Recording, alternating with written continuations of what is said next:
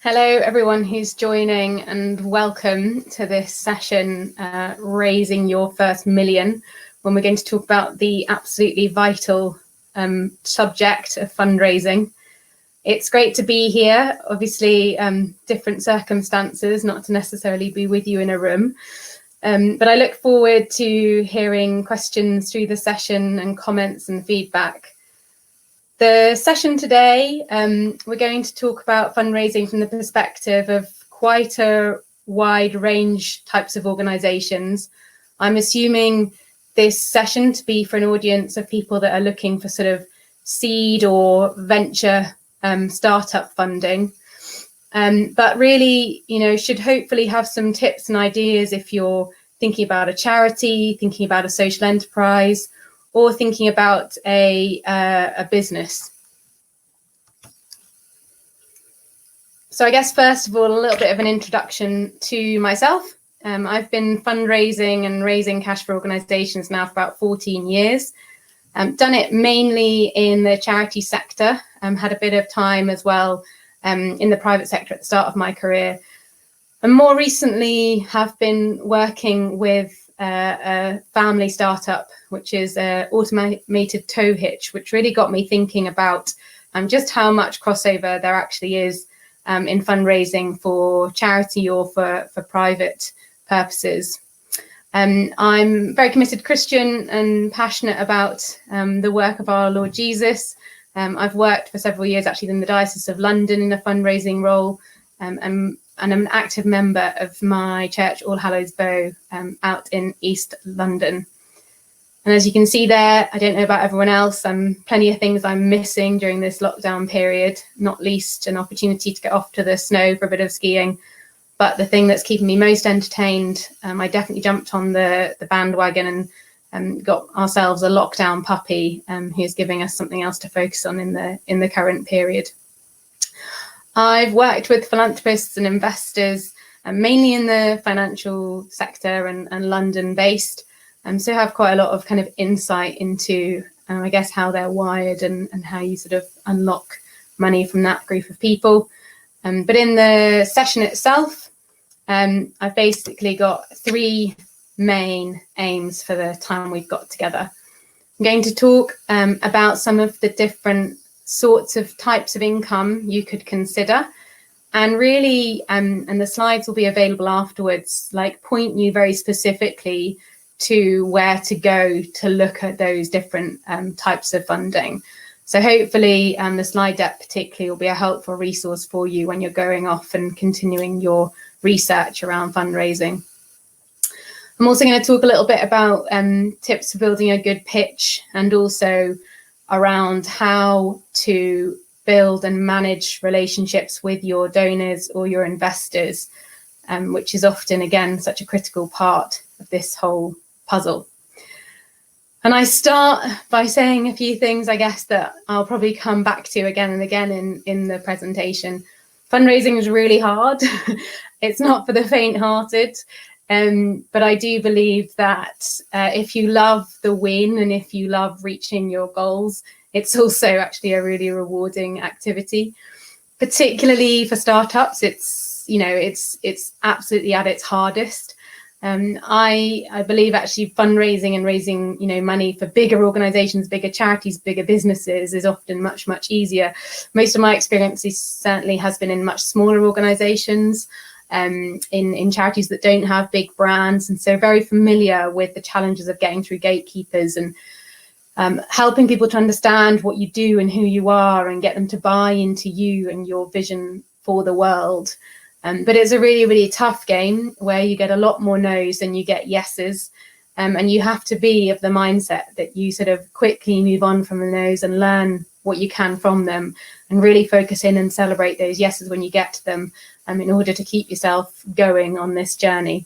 So getting into it, I guess, let's talk about some of the different income sources you might be able to consider. And I'm going to start here with crowdfunding. It's a fairly, I guess, recent phenomena. I think first crowdfunding platforms really kind of got moving in 2010, 2011. And it's often where you would go if you're looking for your kind of seed funding. I looked at, for example, the crowdfunder platform. So 1 million people have donated on that platform or invested on that platform, a total of £100 million. So that gives you a sense of the average kind of amount, that transaction that somebody would put on there. A lot of like much smaller amounts, people can, buy a stake in your business potentially from as little as £10. But equally, obviously, some, bigger amounts do go down on that as well. However, we all know the kind of friends, family and fools are the first investors in any idea, in any business that we might have. And certainly you might get these people, first of all, to support you without the use of a platform. But it's likely that you're going to need those people to come with you to make your campaign on a platform like this work. They do give you access to a much wider community, but, realistically, you're the one that has to do the promotion on that platform about your business idea, your venture, in order to make the case for it. And so you're most likely to be successful if you've already got an existing good social media following, you've had a website in place where you're able to capture the details of people that are interested in your product or your idea, in order that you can go back to that collective group of people and ask them to support you on a crowdfunding platform. And so if you haven't yet, or if that's not your strategy around like building brand and building awareness, then potentially crowdfunding, isn't necessarily going to work for you. And it's important that you think about, I know many sort of small businesses have spent a lot of time in the first years just building brand and awareness and a following, more than they have even being able to sort of start really developing a huge amount of their product or their idea. And a couple that I've watched friends kind of make a success of that you might want to just look at. And one of them is a guy called William Adwasi. He's also an amazing Christian guy, and he set up a company called Vitae Watches. I won't say too much about them, but do look them up. A business with a purpose, and he actually became one of Richard Branson's kind of entrepreneurs to watch, and has built up a huge social following. And on the back of that, he then did a raise with an offer of some equity in his business, to get his sort of first big capital amount. I watched another friend do it for a different product called Punchy Drinks. Again, look it up. Cocktails and cocktails without alcohol. But again, Charlie, I know, already had a very good personal network, and I think he took that network on and used the platform, but certainly hadn't done it without first kind of identifying the potential people quite a lot. And then he did secure a bit of new investment as well via it. There's a few listed on the slide that I kind of Googled, and you can obviously take a look at what might be most appropriate for you. But yeah, I think that gives you a bit to think about in terms of crowdfunding. So then we've got government investment and government grants. And particularly at this time, there's obviously a huge amount of money being made available as government seeks to support business and entrepreneurship and economic recovery. But and it's particularly interesting if your business or your idea is in technology and science, research based, and if it aligns with sort of the government's industrial strategy. So it's worth spending some time doing your research, and it's all pretty easily available in gov.uk, so you can go on there and then quickly put in a few search terms dependent on what your idea is about. I would say it very much isn't a good option if you're a startup charity. Governments don't tend to support charities until they're actually quite well established, and you'd want to look at some other startup funding options. But for business and product ideas, definitely a good place to start. An example actually is with Glick, which is this autonomous trailer hitch we've been working on. It was actually the Ministry of Defence that gave the first tranche of funding for that, and that was through a lot of careful research, a lot of very getting through a lot of gatekeepers, meeting with a lot of people who weren't quite the right people, just never kind of giving up on the idea that actually the military would have an interest in this autonomous trailer hitch, given their push towards autonomous warfare and things like that. And finding somebody who also understood that need, who then found the funding and started to put the contract in place. But there's a lot of other types available. So go and do your research and see if there might be something appropriate for your business. It's worth saying, like, the methodology and the application process is lengthy, and you will spend a lot of time completing it. And it is a bit of a skill to learn.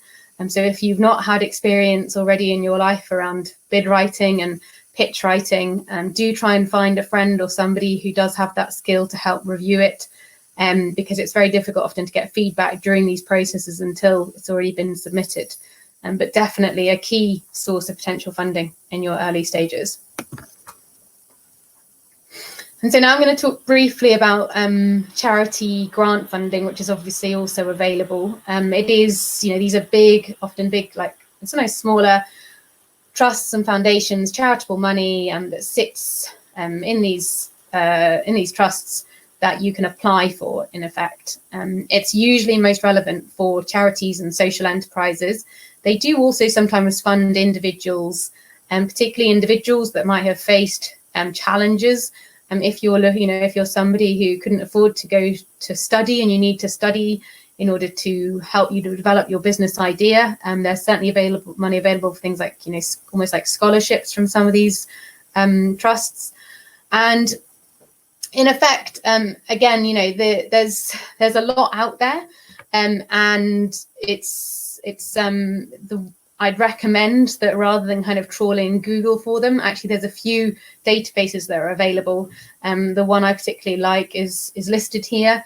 You can see it costs a few £100 for a whole year. I haven't recently asked them for their weekly rate, but I'm sure it's far more affordable and definitely worth. You can then spend a week researching, trawling through the 8,000 or so trusts in there according to the criteria and areas you have of interest, and which you can then build into a spreadsheet and keep as your list that you will target and go after if that's a type of funding that you would like.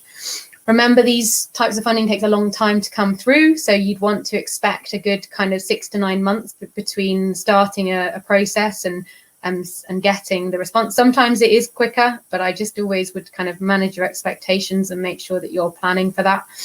And like all funders, it's not just about submitting an application, but it's very much about looking at whether you can build relationships with those that manage it or those that sit on the board and make the decisions. All of that is publicly available in Charity Commission website. And then there are often events you can attend, start to try and actually meet these people, but pick up the phone and talk to them before you start an application. And again, try and seek some input and advice from somebody who knows what they're doing in terms of writing up these bids, and take plenty of feedback before you submit your first ones. And these generally, you could range from £5,000 through to 50,000 or 100,000, depending on what your idea is and where you're up to. Likely in your startup, it's going to be smaller amounts they want to test with you before they'll commit more. Now, the next source I really want to speak about was social investment. Again, a fairly new and very fast growing area and stream of funding. And this obviously works particularly and only if your business also has a social benefit that it is offering. Often the types of organizations or ideas that work well with social investment funding might be those that are going to impact positively on the environment, those that are looking to maybe employ people that are further from the labour market, charitable ideas that are based around property, and having a number of properties from which you deliver your services, for example, and also perhaps ideas where there is an element of developing something for education, where you might be selling it in the future to schools, for example. And the idea of social investment is, at its simplest term, is the fact that the investor will give money in return for some sort of social impact on society, as well as a financial return. And sometimes the financial return is very, very small, or even can get very close to grant funding, or be, over multiple years go from offering you a grant into it turning into an investment with a return and with the expectation that the money will be put to use in a way that generates that. Again, if you want to sort of start, if this sounds like it could be relevant to your idea or your business, and obviously go and have a look at what's online. socialenterprise.org.uk is a good starting point and points you then in the direction of some of the funders themselves. But these days, as well as the explicit and only social investors, there's also existing charity trusts that now have parts of their endowment set aside for social investment. And then you've also got a lot now of the private sector investors also looking to set some of their investment into this space. So there's a lot of like money becoming available. It's if this could be of interest, it's worth just touching very briefly. I'm not going to get into the depths of kind of tax benefits on all of this area of investment, but they're obviously very generous. There's always a very keen interest from the government to see more money being invested in startup. And it's worth saying that the tax relief on social investment is very comparative to that on other early stage investment. And so another income source that's worth considering would be that from other businesses. I'm going to call it corporate, and particularly this works across businesses and also social enterprises or charities. On the charity and social investment side, you very much want to, if you've particularly, developing ideas in diversity or other issues which speak to a business's sort of corporate social responsibility, businesses are often quite keen to both support things that make them look better and things that have a social impact, but also when there's a bit of a crossover into some sort of entrepreneurship. So it is worth kind of thinking about businesses where there might be a connection and a link in, that they might be willing to give you some startup grant money or something just to sort of test your idea and see if it's got potential. But it's also worth thinking, where might the companies be that would have an interest in your product or invention getting off the ground? Now, obviously, it's to be trodden very carefully. Have you got your patent in place? Is your idea protected? You obviously don't want to be giving it away to potential competitors. And have you got a non-disclaimer agreement in place? And does it give you enough time for you to actually develop the idea before they would take hold of it and develop it? And remember that when you're in startup phase, often it takes a lot longer than you think to get things developed. So yes, so I think it's definitely worth considering. Do tread carefully and make sure you're kind of protecting your idea. And it's worth always thinking about your LinkedIn network for this, and just generally when you're looking at kind of fundraising. Have you reached out and started to build your network on LinkedIn around the areas of interest, either your potential customers or consumers for your product or idea? And this angel investors, high net worth individuals and private equity funding is probably also the one that people often perhaps jump to first, hoping it's going to be the silver bullet. I think it's worth firstly remembering that in terms of like finding your early kind of seed capital, and even, in your sort of venture phases, these types of investors and funders are more likely to get involved when you are more kind of in the venture to early ages of kind of getting things established. And so, without having already sourced some income potentially from your, friends, family and fools, your crowdfunding or government sources, it's not impossible, but it's pretty tough to unlock some of the money from these types of people.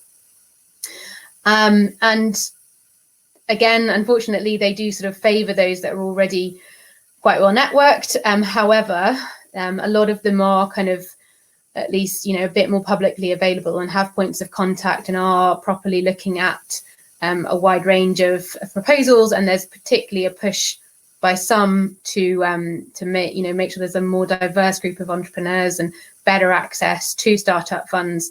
When we know that, people that less well connected, and particularly sort of coming from less privileged backgrounds often struggle a lot more to be able to get the money to get their ideas off the ground. You can see here a list of 22 or 23 that were some of the highest levels of deals being done and greatest deals being done. And if you go to the link on this blog, you can see an explanation, a very short and helpful explanation on each of these particular angel networks that you could then go and sort of follow up with. The key is that, you know, the statement there reminds us again of those that get in front of an investor, only 2% are successful, and 60% are rejected within the first 30 minutes. So there's a few things that we now probably are worth talking about in terms of how you make it successful instead of unsuccessful in that first 30 minutes. And also remembering that just because they say no once doesn't mean as things evolve and develop, you shouldn't go back and try them again in the future if they're just interested to engage when you're slightly better established and showing a bit greater success. And so a few thoughts on building a pitch. Dare I say it, that there is no such thing as a perfect one, and that even as I was giving one earlier today, I came out of it and thought there are always things that I can do a little bit better and tighten up for the next time. So pitching should be something that you're constantly critiquing yourself on, adapting, taking feedback, and improving. But a few basic rules, I think, on any pitch that you make. Shorter is better, particularly with investors, and you know they don't have long to look at something. They want to make decisions pretty quickly. They need to have the right information in front of them, and it needs to be presented in the right way. So 5, 6, 7 slides should be able to tell your story. The brand and the presentation do matter. And I realize that to some of us, it might not. But if that's not your bag, then you have to find somebody to support you to make sure that the deck does look slick and that you have thought, or it looks like you've thought about your branding. You need to have worked out what your elevator pitch is, and you need to have refined a very simple explanation of the product, the need for it, the problem you're trying to solve, the people that might buy this. You need to have defined your market and have a good understanding of what it is and what the scope of selling this product or service could be. Have understood if you're going into a crowded market of competition, what your actual USP and opportunity to beat others is. Obviously, if it's a new invention, a new idea, it might not so much be about the competition, but where potentially still could others take over your concept? Where have you got to in the patenting process if it is a new idea? You need to be really clear on your numbers. So you need to have a sense of your budgets, obviously, what you're going to have to spend in order to bring the product to market. And obviously looking forward, you know, what your likely point of profitability is. And while it doesn't have to be all of this within the slides, if you actually do get to present, you obviously need to be able to justify and quickly explain everything that you've contained within it. And very importantly, you have to convey the credibility, which is often the team of people, even if you're the only one that's working on it full time, those that are backing you, mentoring you, any existing support that you've had, money that you've raised, anything that sort of really helps to convey the credibility of you and the company. And so when you're going through the process of building this pitch, it's absolutely essential that you get a lot of feedback on it, and that you are very humble and open to that feedback. Do have the self-awareness to know if people really struggle to give you feedback, and listen carefully and probe people further and ping it back and forth and try it with several different people. This will mean that you'll sometimes get conflicting feedback, and you'll have to decide in the end which bits you take on board, of course. It also, don't be surprised that every time you go to pitch to a different funder, or you've got a different audience to present it to, you're going to have to adapt that and change it. There should obviously be very consistent messaging across all of your communications, but absolutely every donor, every funder should be treated as an individual in order to maximize the likelihood of success. And remember, it's not just about the slides and what they look like. It's also about how you come across and how you are as a presenter and as a communicator. And so it's just as important that you practice this and you find some people that you trust where you can practice it with them. And wherever possible, if two of you can go to a pitch so that one of you can try and give the other person some sort of feedback, again, will really help you to tighten up and get better as quickly as possible. And remember that virtual presentation is different as well to in person, and make sure that you've really thought that through and dealt with all of the expectant issues around access to Wi-Fi. Is the deck going to work? How does it feel when you're presenting to 6 people on a screen versus in the room? Have practiced it and really thought it through, so you're avoiding any of the obvious kind of pitfalls. And so I think final thing I really wanted to talk about is just around the importance of relationship building. And the reality is, I guess the question to ask yourself is, who have you invested in, or who have you donated to? And I would imagine that you have given to causes that you care about or people that you like. And often if your best friend or someone that you like is doing a crazy challenge, you will put the money down for them because there's a relationship there. And if the cause is something that's close to your heart, you'll be drawn towards it.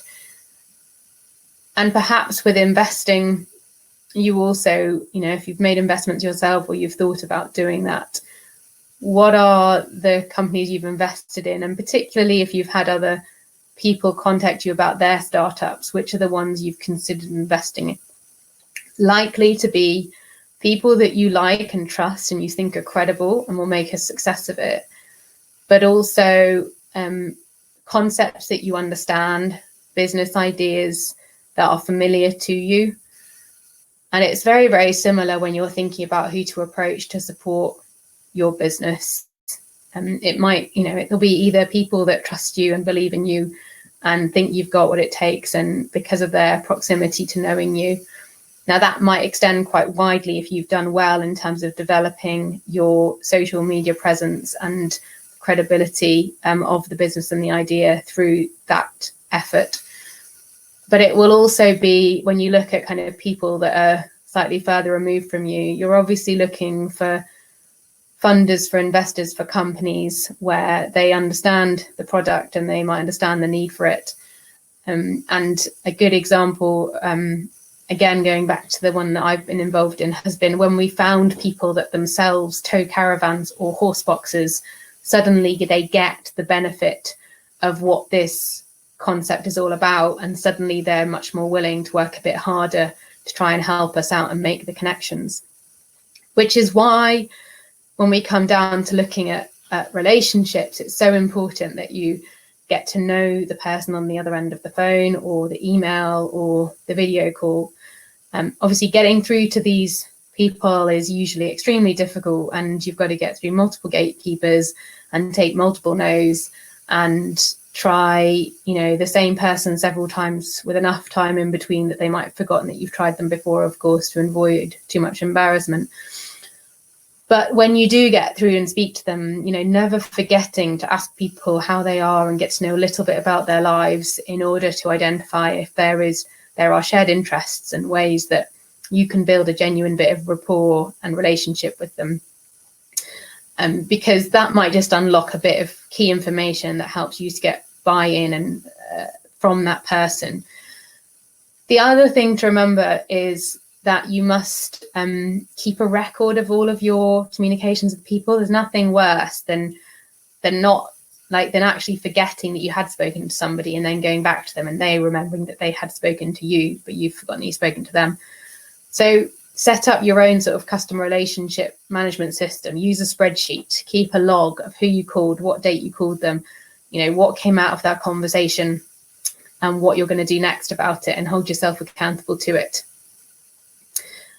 Don't ever be the person that doesn't do what they're going to say they're going to do. If you come off a call and there's been something to follow up, make sure you do it and do it quickly and don't forget.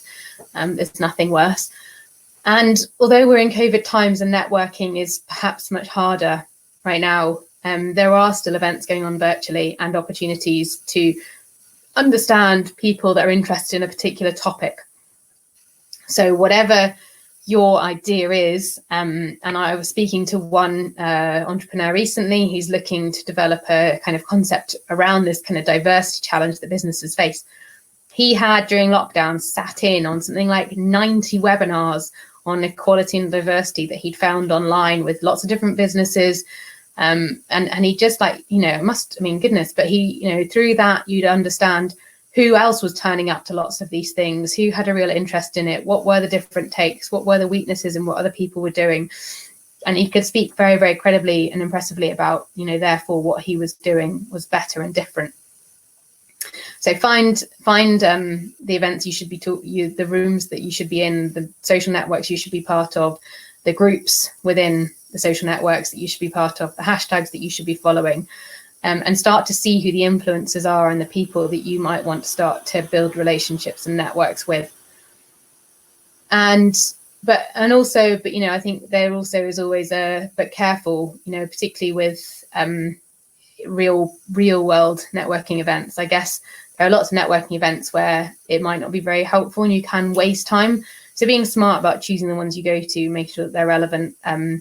And sometimes actually paying to go to some of these things is worth doing because you get into, better rooms of people, etc., etc. And I think not forgetting that in this day and age, we all get hundreds, thousands of emails a day. And so picking up the phone, however painful and however many times you might not get through, picking up the phone and trying to talk to people is still absolutely the way to go in terms of trying to build that rapport and actually get something forward.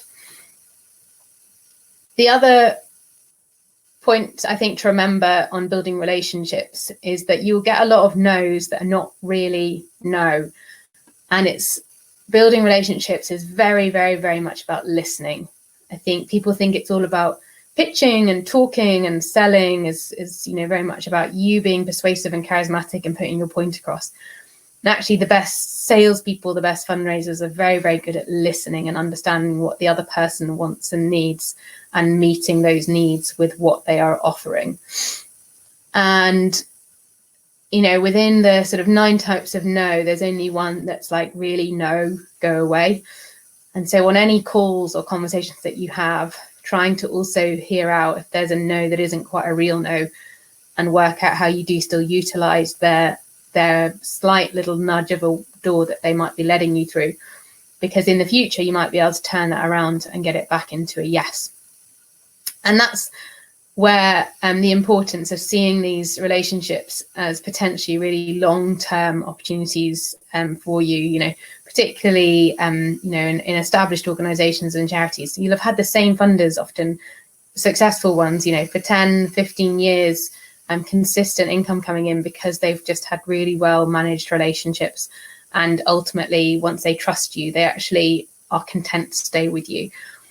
And remember that funders and investors talk to each other. So don't, however much one person might really not be your cup of tea and you might not see eye to eye and they might really, really annoy you, but make sure you always try and finish things well.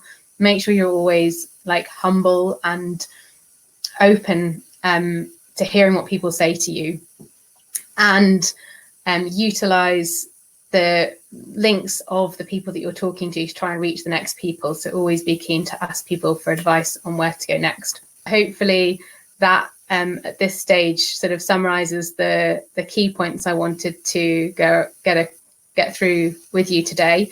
You can, of course, find me on LinkedIn and Twitter. And I've got one question that I will look to answer. So what advice would you give to someone thinking of investing in a company?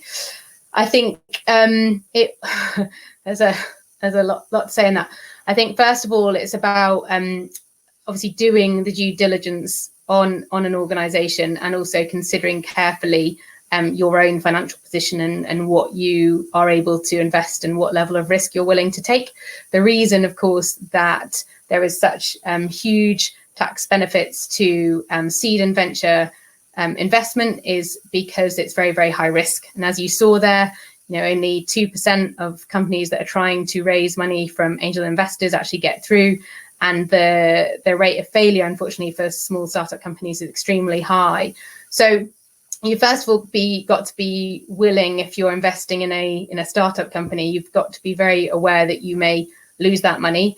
The second thing I would say is you've got to focus on something that you actually do know about. I would always encourage people to invest in companies or products where they have some understanding of it, to know, the likelihood of success in that business, and potentially because they could also offer support to making the business itself a success. And then also, what do you think of, this is where ultimately fundraising, particularly for early stage businesses, it is a lot about the person as much as it is about the product and the vision and the idea that they've got. Do you trust the person in front of you? Have they got what it takes? Are they credible? Have they done their homework? Have they got a really compelling vision that's going to beat the rest of them in what's a very, very competitive marketplace? And yeah, it's very hard to always tell. And that's why, sophisticated investors, if you like, they obviously end up investing in lots of things that don't go well in order to find their one that does. And it's why you've got to be very, very careful if you're potentially, sort of looking at this area of investment. It's not one for people that lack a bit of understanding and knowledge. Having said that, I think, if you've got friends trying to get things off the ground, and for £10-20 you can maybe be part of them trying to make it, then I think it's a very good and fun thing to be involved in, and you never know, you might make some money in the future. Thank you. I hope you've found it useful, and as I say, feel free to contact me on social media if you're interested to hear more. Thank you.